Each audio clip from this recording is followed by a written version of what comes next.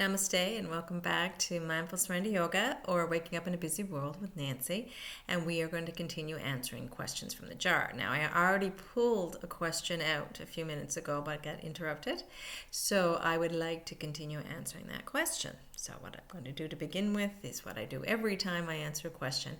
And that is take a nice deep breath, hold it, and exhale. Just centers me so that I'm not answering the question with the little part of my brain or the little me and answering it with the higher part. So I am going to press the start button for 10 minutes. And the question was, can we change our karmic destiny? Can we change our karmic destiny? Yes, we can change our karmic destiny. Most people I listen to in my own process of understanding karma right now, which seems to be the thing that I'm on. So it's a little ironic or serendipitous that I keep getting these questions on karma.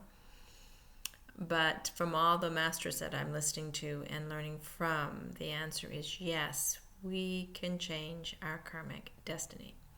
We have to think in terms of destiny, this karmic destiny, not being something outside us, but something within us. It's an eternal game, and karma is something that is not out there either. It's something that we are creating inside ourselves.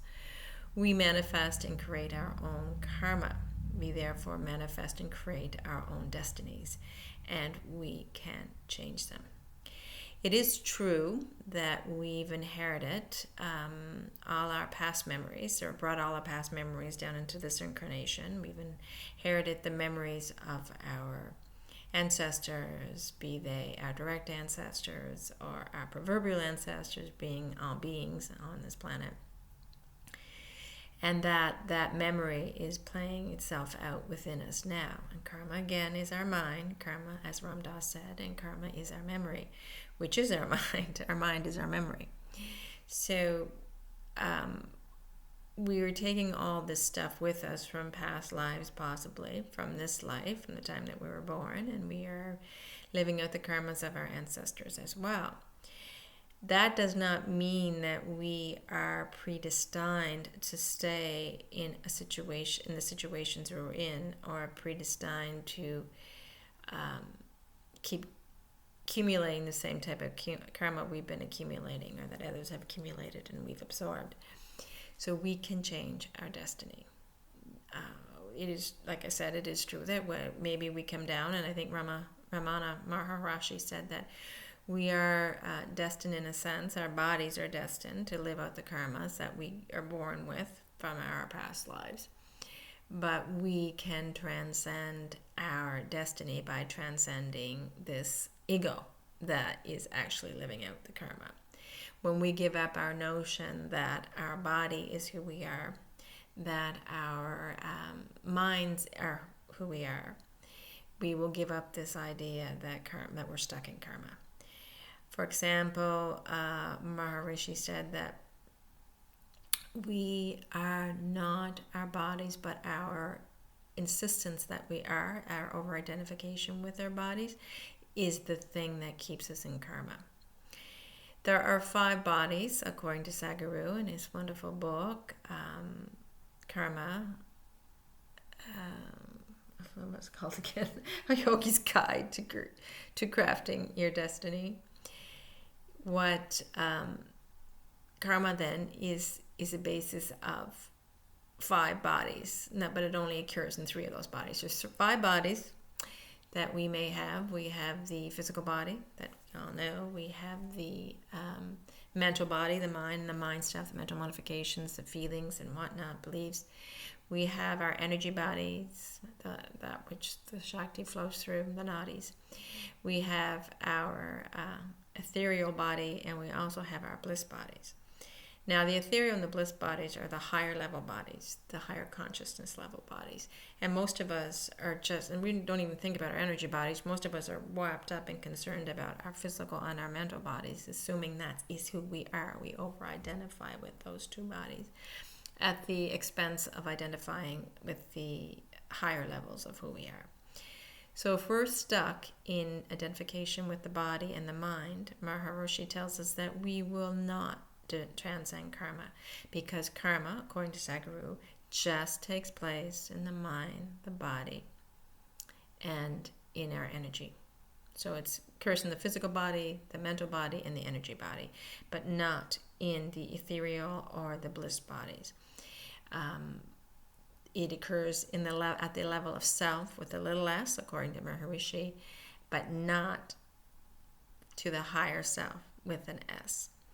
So as long as we're experiencing karma, we are still stuck in little me, in the body, mind focus. But once we begin our process of awakening and we start transcending and becoming aware of and trying to fall back into the other bodies, the ethereal and the bliss body, or the higher self, the higher level of consciousness, as the observer watching the little me live out its karma, we will not be touched by karma. So self-realization is the answer for transcending karma, according to Maharishi. Getting beyond our mind, body, energy focus to the other bodies is the answer to transcending our karma, according to Sadhguru.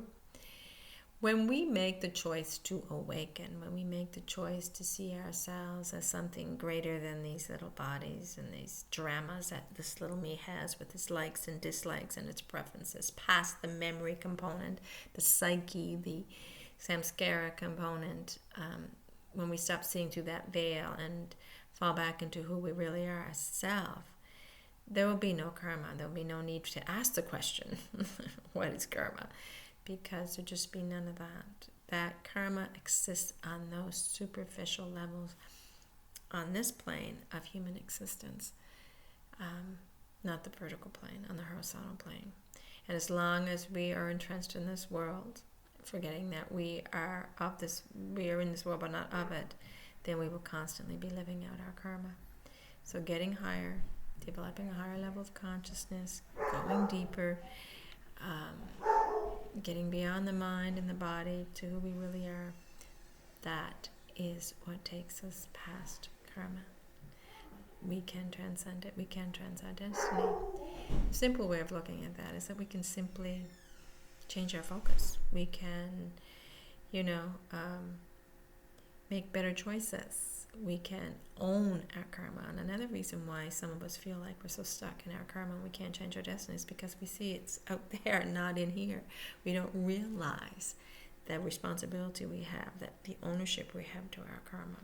I always think it's something being done to us rather than whether we are the ones doing. And this doership, this doneship, or this being done to us without the lack of responsibility and accountability for what we're doing and saying and thinking and feeling and the energy we're putting out there, keeps us stuck in this idea that we can't escape our karma, we can't escape these destinies. Once we realize that we're responsible, we can start becoming very aware of what we're thinking and feeling and saying and doing and the energy we're putting out there, so we're not manifesting or accumulating more karma. And then once we get beyond our focus on the body and mind and see ourselves as not the body and mind, just something that the observer is using, and start observing rather than being lost in the dramas of little me, we will not be affected by karma, because the higher self, there is no karma at that level. It occurs just at the physical and the mental and the energetic level. And we, who we truly are beyond those things. So in essence, we cannot be harmed by karma. We cannot be affected by or impacted by karma in either a negative or positive way. We are much greater than that. So coming to self-realization then, coming to this understanding of who we are beyond this little me's drama with all its karmic tendencies, will help us to transcend karma and realize that we can't be touched by it at that highest level. Well, that's all I have to say about that. I hope it makes sense. Thank you so much for listening, and have a wonderful day. Namaste.